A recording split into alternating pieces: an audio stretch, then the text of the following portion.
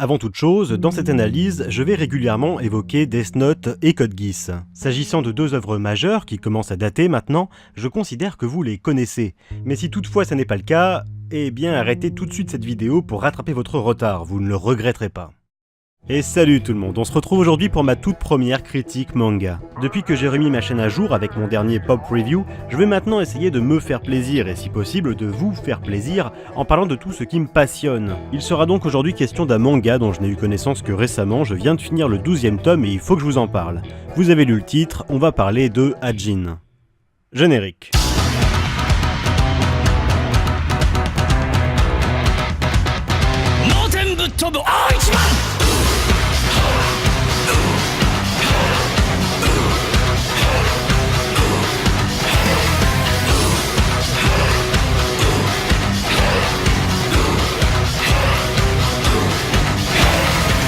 Hajin est un manga dessiné et scénarisé par Gamon Sakurai, mais avec la participation de Tsuina Miura pour le tome 1. Prépublié depuis juillet 2012 dans le magazine mensuel Good Afternoon spécialisé dans les seinen, on retrouve le manga en volume relié chez les éditions Kodansha au Japon et Glénat en France. Le 13e tome est sorti au Japon le 7 novembre dernier et est prévu pour le 2 mai 2019 chez nous. Petit succès populaire, Polygon Pictures a adapté l'œuvre en une trilogie de films d'animation, puis en animé qui comporte actuellement 2 saisons que vous pourrez retrouver sur Netflix. Enfin, en septembre 2017 est également sorti le film live Hajin semi-humain réalisé par Katsuyuki Motohiro dont le dernier film avant ça remonte à plus de 10 ans. Bon mais alors qu'est-ce que raconte ce manga ?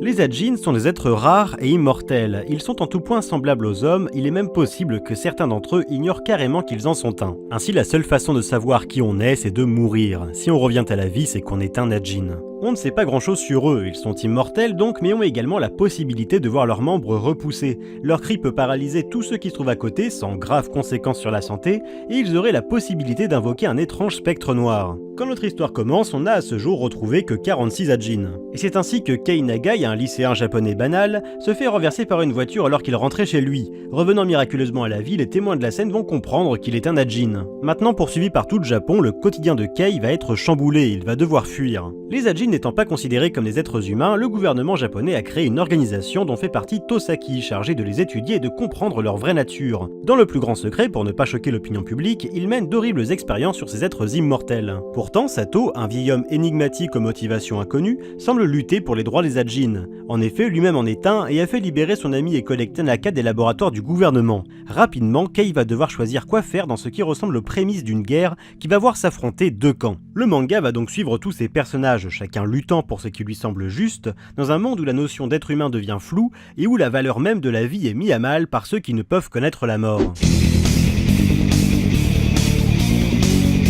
A priori, ce scénario est simple, mais le plus important c'est ce que le mangaka en fait, parce qu'on peut tout raconter avec ce genre d'intrigue, quitte à tomber dans certains pièges. Pour éviter cela, Gamon Sakurai a su créer des personnages réellement profonds et crédibles. Ils semblent au début tous appartenir à un archétype, mais rapidement, on comprend que dans Hajin, il n'y a aucun méchant et il n'y a aucun héros. Tous agissent selon un idéal, et pour le défendre, ils iront jusqu'à se salir les mains et à faire les pires saloperies. Chaque protagoniste a son moment, l'auteur n'hésitant pas à user de flashbacks pour mieux nous faire comprendre les agissements de certains. Au final, on est réellement amené à apprécier l'ensemble des personnages. On a envie de les voir gagner, même si on se rend bien compte que si Sato gagne, par exemple, eh bien Tosaki, lui, va perdre. Mais pour mieux vous expliquer tout ça, je vais revenir sur 3 personnages autour desquels s'articulent tous les conflits du manga. Déjà, il y a Kei Nagai, le personnage principal d'Hajin. Si on pense au début qu'on aura affaire au héros de shonen classique, qui se voit attribuer des pouvoirs extraordinaires et qui va rapidement être dépassé par les événements, eh bien il n'en est rien, ou du moins pas vraiment. Le héros a un côté sombre, mais pas à la manière d'un Vegeta, style dur à cuire au cœur tendre, ou un Sasuke torturé et paumé. Non, un vrai côté sombre, une facette entière de sa personnalité. En effet, on découvre rapidement que Kei est intelligent, froid et méthodique. Il prend toutes ces situations avec recul, quitte à passer pour un insensible, il refuse de faire preuve de sentimentalisme, il s'efforce de garder son sang-froid au risque de faire des choix moralement discutables, et on ne peut pas lui donner tort car la situation fait qu'il a raison d'agir ainsi. Mais même cet aspect du personnage est nuancé tant il semble indécis par rapport à ce qu'il devrait faire. Il est perdu, oui, mais malgré qu'il ne soit responsable de rien, que tout lui tombe dessus, il ne se plaint jamais. Au contraire, il relativise sans cesse la situation, parvenant à se détendre et à garder la tête froide dans les pires moments. Avoir un héros pleurnichard et dépressif quant à sa condition, c'est pénible, mais ça a le mérite de nous identifier à lui. Si on est honnête, à sa place. Nous aussi on serait paniqué, perdu, et ça permet de comprendre instinctivement le personnage, on se projette en lui.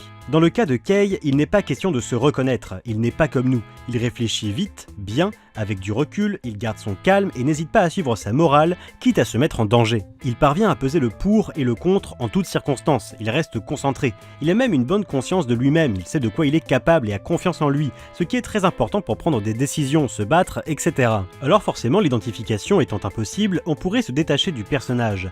Mais ce n'est pas le cas et c'est en ça qu'il est réussi. On le respecte. Kay est tellement efficace qu'il devient une figure rassurante, presque protectrice. Et puis il n'est pas parfait, très loin de là, il a ses failles et ses doutes. Alors forcément on s'y attache et on compatit pour lui. Ce n'est pas exactement la même forme de respect qu'on peut éprouver envers un Kira ou un Lelouch, car contrairement à eux, Kay a conscience de ses travers et essaie de se remettre en question. Sa part d'humanité, sa sensibilité, est trop importante pour vouloir décimer des civilisations entières ou déclarer une guerre. S'il répète qu'il se fiche de la mort d'autrui, qu'il utilise les autres pour arriver à ses fins, on ne le voit pas pour autant comme un monstre sans cœur, car on sait qu'en disant ça, il se ment un peu à lui-même. On le sait car on connaît le personnage, l'auteur n'a pas eu besoin de lui insuffler une aura mystérieuse pour le crédibiliser, et c'est un tour de force d'avoir su le rendre si profond. Chacun peut ainsi se faire son avis sur le personnage. Il est suffisamment complet et étayé pour qu'on puisse en avoir une vision d'ensemble, et qu'on puisse juger subjectivement de qui il est vraiment. Pour Tosaki, c'est un peu plus compliqué, le manga lui accorde une importance toute particulière, mais celui-ci n'étant pas fini, il nous manque encore certains éléments pour le comprendre complètement. Je tenais toutefois à en parler car l'auteur a réussi l'impensable, me faire aimer ce fils de pute. Car oui, on ne peut pas dire que Tosaki est quelqu'un de sympathique. Il est un agent du ministère de la Santé du Japon et participe activement à la capture des Ajin. Il est le premier à mener les horribles tests sur ce qu'il considère comme des monstres. Si le racisme avait un visage, ce serait le sien. Il peut torturer femmes ou enfants, du moment qu'ils sont les Ajin, il pourrait les regarder souffrir sans broncher. Il est de plus le premier à pourchasser Kay, alors autant dire qu'on ne l'apprécie pas beaucoup au début du manga. Mais vous vous en doutez, c'est pas vraiment du spoil, on découvre qu'il fait tout ça pour une raison précise. Mais ce qui est curieux, c'est que tout le monde, lui compris, savent très bien que ça ne justifie pas ses actes. Il ne se sert pas de sa motivation comme d'une excuse. Pour comparer l'incomparable, Kira justifie ses actes en prétendant vouloir faire régner la justice, mais en attendant, il commet des meurtres. Le louche, lui, justifie ses actes en prétendant vouloir libérer le Japon de la colonisation britannienne. Mais en attendant, il va tuer un nombre incalculable de personnes, et parmi elles des innocents. Je ne doute pas que ces deux personnages soient sincères dans leurs actes, je ne doute même pas qu'elles aient un bon fond, pourquoi pas. Il n'en reste pas moins qu'ils justifient leurs atrocités par une noble cause. Tosaki ne cherche pas à justifier ce qu'il fait, et d'ailleurs sa cause à lui n'est pas particulièrement noble. C'est osé et ça a le mérite de casser certains clichés. L'aboutissement de cet aspect du personnage, sans spoiler, ceux qui ont lu comprendront ce que je dis, c'est qu'à un moment donné, dans le manga, il perd sa raison principale de combattre, il n'a donc plus d'excuses ou de cause à défendre. Pourtant, Tosaki va continuer ce qu'il fait comme si de rien n'était. Je le vois vraiment comme un confédéré lors de la guerre de sécession. Il n'est pas plus méchant qu'un autre, il a une vision du monde moralement douteuse, basée sur un préjugé, sur un vécu, sur son opinion personnelle. C'est pas pour autant qu'il aime voir les personnes de couleur souffrir, il peut même être amené à collaborer avec eux pour atteindre son but. Le tout sans jugement et avec respect. Je n'utilise pas cet exemple pour justifier les actes des confédérés, j'essaie simplement d'exprimer le fait que le personnage de Tosaki n'est pas mauvais. Il est humain. Un humain radical, extrémiste, violent, mais humain quand même. Ce n'est pas un méchant qui se cache derrière une vision du monde, c'est un homme qui a une vision du monde et qui agit en conséquence. Et il s'avère que sa façon d'agir est nuisible. Malgré tout, il assume sa position et se bat pour la défendre. Au final, je n'irai pas jusqu'à dire que je l'apprécie, mais oui, je me suis attaché au personnage alors que j'espérais le voir mourir rapidement au début du manga. Il nous reste donc Sato, sans doute mon personnage préféré, et je ne dois pas être le seul à penser ça. S'il devait y avoir un réel antagoniste à cette histoire, ce serait lui. Et comme tout bon méchant qui se respecte, il partage beaucoup de points communs avec le personnage principal. Lui aussi est extrêmement intelligent, méthodique. Il fait preuve d'un sang-froid exemplaire et d'une capacité d'analyse des différentes situations tout bonnement prodigieuse. Sato est une sorte de Kay, mais vieilli, avec l'expérience qui va avec. Il est de plus un soldat d'élite, surentraîné au combat, il est précis, ne laisse rien au hasard, et peut renverser n'importe quelle situation. Son but affiché est de libérer les Ajin, de les faire reconnaître comme des êtres humains par l'opinion publique, et de dévoiler les expériences que mène sur eux le gouvernement japonais. Ce but est noble et tout le manga lui donne raison. On parle là d'un individu qui souhaite libérer un peuple minoritaire et oppressé, dont il fait lui-même partie. Comme Kay, il est une figure qui impose le respect, il est rassurant, et le combat qu'il mène est juste. Or, alors qu'il aurait pu faire un mentor tout désigné pour le héros, l'auteur a réussi à faire de ce combat une mauvaise chose, et ça, c'était pas évident. Bon, certes on comprend vite que tout ceci n'est qu'un voile qui cache un personnage violent qui fait de beaux discours pour fédérer des gens autour de lui. Mais en attendant, il agit. Il mène effectivement un combat ouvert contre le gouvernement japonais, et à lui seul il va faire du boxon. Je vais pas spoiler, je veux vraiment que vous le découvriez par vous-même. Je vous dirai seulement qu'il est l'un des personnages les plus badass que j'ai jamais vu dans un manga, tout genre confondu. Badass est d'ailleurs un mot qui lui va très bien. Car oui, pour le coup, le comparer à Kira ou le louche a déjà plus de sens, car il se sert réellement d'une bonne cause pour justifier sa violence. Mais encore une fois, c'est plus nuancé. Kira et le louche mènent un combat juste mais le font mal. Et ça les torture, ce sont des personnages profondément malheureux qui en viennent à des extrémités. Exactement comme Sato, sauf que lui est nihiliste. Il se fiche de tout et s'amuse de la situation. Échouer ne le dérangerait pas plus que ça du moment que ses défaites seraient amusantes et impressionnantes. Il considère sa vie comme un jeu vidéo et le fait qu'il soit immortel rend sa vision des choses crédible. En effet, à la manière d'un jeu vidéo, Sato possède une infinité de vies. Si tant est qu'on glisse une pièce dans la machine, il est possible de s'amuser. Sato illustre parfaitement ce que l'immortalité peut faire de pire. Déformer nos valeurs morales en enlevant toute importance à la vie. Tuer dans la vraie vie n'est donc plus tellement différent que de tuer dans un jeu vidéo, et il est difficile d'en vouloir à Sato pour ça. C'est là le tour de force d'Ajin, et c'est pour ça qu'il était important pour moi de vous détailler ces trois personnages, car ils sont le vecteur de ce que Gamon Sakurai essaie de nous proposer. Il réussit en effet à complexifier son histoire, à lui apporter ses nuances et ses subtilités. Il va par exemple suggérer des règles précises de ce qu'il est possible de faire ou non, des limites physiques ou morales à ses personnages, pour ensuite jouer avec et créer des climax, des retournements de situation à foison. Et c'est là qu'on se rend compte qu'on a affaire à un vrai seinen d'action intelligent et maîtrisé. Je vais devoir expliquer tout ça avec un exemple, alors attention au spoil, vous pouvez zapper ce passage en vous reportant au timecode indiqué sur votre écran. Vous êtes prêts ? C'est parti. Dans le manga, on apprend d'abord que si on coupe une partie du corps d'un Ajin, celle-ci repousse aussitôt, quelle que soit la situation. Application concrète, si on coupe le bras d'un Ajin et qu'on appuie la plaie ouverte sur un mur, le bras va tout de même se reconstituer, quitte à désintégrer une partie de la surface en formant un trou. Cette technique va être utilisée par Sato pour assassiner un personnage enfermé dans un bunker blindé. Cette même technique sera utilisée différemment par Kei. Il doit s'introduire dans un lieu hautement sécurisé en franchissant un mur. Ne disposant d'aucun outil, et en sachant que la mâchoire humaine exerce une force de près de 70 kg par cm², il décide de s'arracher 2 doigts, de les jeter, d'appliquer ses moignons sur le mur afin qu'il creuse un trou en repoussant, et il réitère l'opération en hissant son corps grâce à sa prise dans le mur pour faire un nouveau trou, dans un endroit plus élevé. En faisant attention à la façon dont sont positionnés ses doigts quand il repousse, il parviendra finalement à franchir cet obstacle. Alors oui, raconté comme ça paraît tiré par les cheveux. Mais j'ai simplifié cette technique et la façon dont le manga nous présente la chose nous paraît effectivement faisable. Cet exemple montre la plus grande force du manga. Un peu à la manière de Death Note, les personnages vont utiliser et tordre les règles établies par l'auteur pour parvenir à leur fin. Sauf qu'il ne s'agit pas de jouer avec un cahier aux propriétés divines. Là, il est question de jouer avec son propre corps. Les Ajin n'hésiteront jamais à se mutiler si cela est nécessaire. Ils auront même parfois besoin de se suicider. Leurs membres repoussent et ils reviennent à la vie très rapidement, même après une balle dans la tête. Et ça, c'est brillant. C'est brillant parce que ça nous permet de nous questionner sur notre rapport à la chair, à notre propre corps. Celui-ci est souvent perçu comme une limite, il vieillit, il se désagrège, il se fragilise, il faut en prendre soin. Pour les Ajin, le corps devient une force, presque une arme qu'ils peuvent mutiler et utiliser comme bon leur semble. La vie n'a plus du tout le même sens pour eux, car mourir ne leur est plus possible. Or, c'est la mortalité des hommes qui, en un sens, permet la cohésion sociale. Mais que devient un monde où la vie n'a plus de valeur ? Ou en tout cas, plus la même valeur ? L'auteur va pousser le questionnement très loin en allant au bout de son propos, en nous questionnant sur notre condition, voire même ce qui définit l'être humain. Si on coupe le bras d'un Ajin et que celui-ci repousse, est-ce toujours son bras ? Et le bras qu'on vient de couper et qui est détaché de son corps, c'est plus son bras ? Lequel des deux bras est réellement son bras ? Sont-ils tous les deux son bras ? Il aurait donc 3 bras. Le manga insiste là-dessus en posant la question autrement. Si on coupe la tête d'un Ajin, elle repousse et l'Ajin ressuscite comme si de rien n'était. Mais est-il toujours lui-même ? Mettez-vous à la place de l'Ajin. Je vous coupe la tête avec l'assurance qu'une autre va repousser. Mais pour vous, à cet instant, tout va se terminer. Votre âme ne va pas se transférer de l'ancienne tête à la nouvelle. Tout ce que vous êtes, votre mémoire, votre perception de vous-même, est contenu dans votre cerveau. Si je vous coupe la tête, vous mourrez. La nouvelle tête qui va pousser sur votre corps sera une copie de l'ancienne, avec une copie parfaite de votre mémoire, de votre perception de vous-même, etc. Mais vous êtes mort. C'est le fameux dilemme du clone. Imaginons qu'il existe une copie parfaite de vous sur Terre.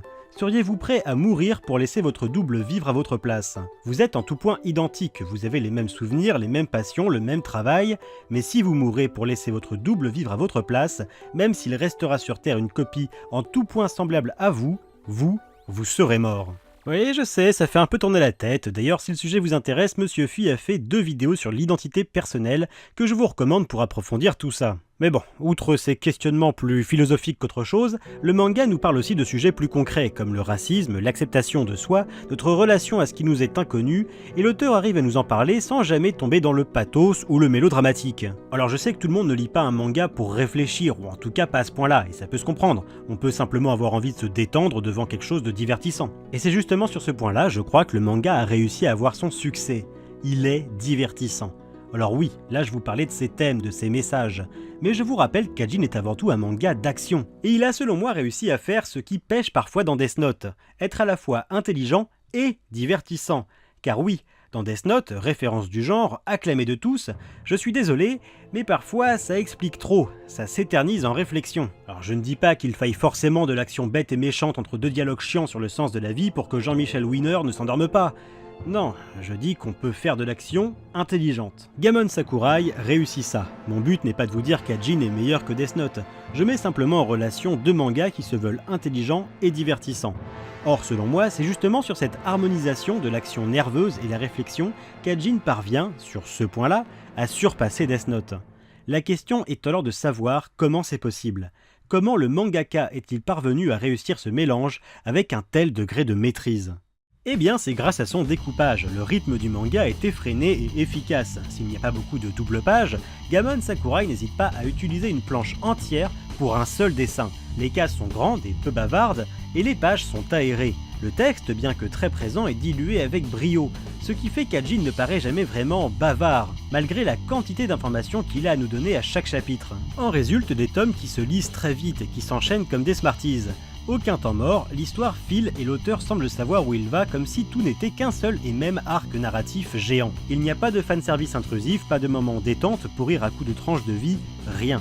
La vie des personnages est chamboulée et rien ne peut leur permettre d'avoir de vrais moments de légèreté. Le danger est toujours là, partout. On est là pour s'en prendre plein la gueule, sans pause pour souffler, et vu le rythme du manga, c'est pas dommage. Bon, il y a quand même un peu d'humour par-ci par-là, mais vraiment donné au compte-gouttes. Rarement un découpage ne m'aura ainsi sauté aux yeux à la lecture d'un manga. Le tout nous est de plus servi avec un dessin magnifique. Alors oui, il faut s'y faire et ça reste assez inégal, mais certaines pages ont un niveau de détail juste bluffant, et plus ça avance, plus ça s'améliore de ce côté-là. C'est pas tous les jours qu'on a affaire à un travail aussi minutieux qui garde malgré tout une identité propre et unique. On pourrait relativiser la chose en se rappelant que la parution du manga est mensuelle et non hebdomadaire, mais ça ne change pas grand-chose, les chapitres faisant près de 40 pages. Et si je ne trouve pas de réel défaut à ce manga, c'est justement ce rythme de parution qui, à mon sens, constitue le principal problème d'Ajin. Je pense en effet qu'il s'agit d'un de ces mangas qui doit être lu une fois qu'il est fini. Le mangaka sait clairement où il va et ce qu'il doit raconter. Je ne peux pas vous dire combien il y aura de tomes au total, mais je miserai sur une vingtaine, 25 maximum. Comme je l'ai dit, le manga se lit très rapidement. Il ne m'a fallu que 2 jours pour lire les 12 tomes actuellement sortis en France. Pour tout vous dire, j'ai passé plus de temps à écrire et réaliser cette vidéo qu'à lire Ajin. Or, c'est frustrant de devoir attendre 6 mois, parfois plus, pour lire un tome qui ne nous durera que 45 minutes. Le tome 13 est censé sortir le 2 mai prochain, et je peux vous garantir que l'attente va être rude. L'auteur ou les éditeurs n'y sont pour rien, ça prend du temps de raconter une telle histoire et c'est normal. Mais si vous voulez commencer à lire ce manga dès maintenant, je tenais à vous prévenir, vous aurez tout fini en peu de temps, mais vous devrez attendre des années pour en voir la fin. Bon, après vous pouvez aussi regarder l'animé, mais je vais pas vraiment pouvoir en parler. Pour être honnête, j'ai connu Ajin grâce à cette adaptation qui m'a été chaudement recommandée par Netflix. Donc j'ai lu le pitch, qui n'a pas manqué de provoquer chez moi une érection brutale et immédiate, et j'ai lancé le premier épisode. Ouf. Oui, d'accord, ok, bon... le doublage est bon, les lumières sont plutôt jolies, l'histoire est bien racontée... Non mais sérieux, putain, on en parle de ces graphismes ? Oh, je suis désolé, mais... je veux dire, j'ai rien contre le CGI a priori, mais là, franchement, c'est abusé. Sérieusement, on dirait une cinématique qui galère à afficher 15 images secondes. Non, vraiment, ça fait mal aux yeux, et pourtant je suis pas difficile. En 2D, ça peut passer, mais non, je suis désolé, là, il a pas d'âme. Ce qui pourrait expliquer pourquoi Tosaki pense que les Ajin ne sont pas humains, parce qu'effectivement, là, en l'occurrence, permettez-moi de douter. Ah non, j'ai rien dit, Tosaki aussi a l'air d'avoir désespérément besoin d'une âme humaine. Alors bien sûr, il ne s'agit que d'un avis personnel, il est parfaitement possible que vous aimiez cet animé. En tout cas, je vous recommande chaudement cette œuvre, surtout dans sa version papier. Elle bénéficie d'une bien belle édition et ce serait dommage de s'en priver. Tiens d'ailleurs, je ne savais pas trop où le placer, donc je vous en parle ici. À la fin de chaque tome, on retrouve les crédits des assistants du mangaka. C'est la première fois que je vois ça, je trouve ça super sympa pour eux, qui sont à ma connaissance plutôt anonymes en temps normal. Enfin voilà, j'espère retrouver ce genre d'initiative plus souvent à l'avenir. Voilà, je n'ai pas l'habitude de parler de manga, ou du moins d'en faire une critique détaillée, donc j'espère que je ne suis pas trop mauvais dans cet exercice. J'espère avoir su motiver certains d'entre vous à vous plonger dans cette histoire. Si vous voulez en parler ou en débattre, dans le cas où vous auriez un avis divergent du mien, ce sera dans les commentaires. Mais dans la mesure du possible, essayons d'éviter les spoilers. C'est tout pour aujourd'hui, je vous remercie d'avoir vu cette vidéo jusqu'au bout et je vous dis à la prochaine.